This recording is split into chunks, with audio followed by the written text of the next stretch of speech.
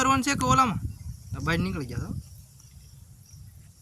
આ જે છે એ આપણું ખેતર છે, અહીંયા લાઇટ કે પાણીની કોઈ વ્યવસ્થા નથી, છતાં આપ જોઈ શકો છો કે સોલાર સિસ્ટમ જે છે એ આખી અહીંયા લગાવેલી છે.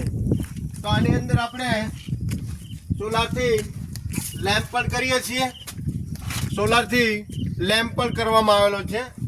અને આ જે છે એ ઝટકા મશીન છે, અહીંયા જે છે એ ઝટકા મશીન છે. અને ઝટકા મશીનની લાઇટ પણ બતાવી દો ચાલુ છે. અહીં ઝટકા મશીન નહીં લઈ લ્યો, આ ઝટકા મશીન છે. અને અહીંયા આપણે એક કંટ્રોલર ગોઠવું છે.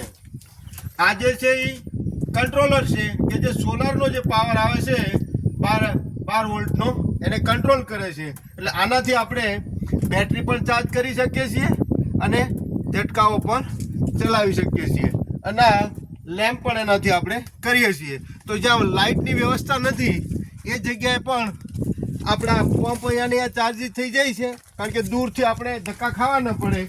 85 કિલોમીટર આગળ મારું ભાવનગર રેસિડન્સ છે અને મારું વતન છે એ 6 કિલોમીટર છે.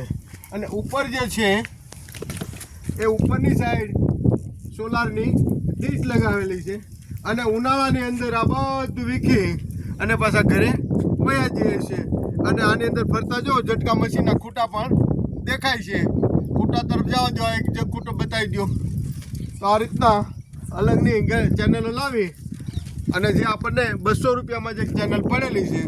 તો જો અમારો વિડીયો તમને સારો લાગ્યો હોય તો લાઈક કરો, શેર કરો, સબસ્ક્રાઈબ કરો. કંઈક લાઇટની વ્યવસ્થા ન હોય ત્યાં પણ સારી રીતે ખેતી થઈ શકે છે.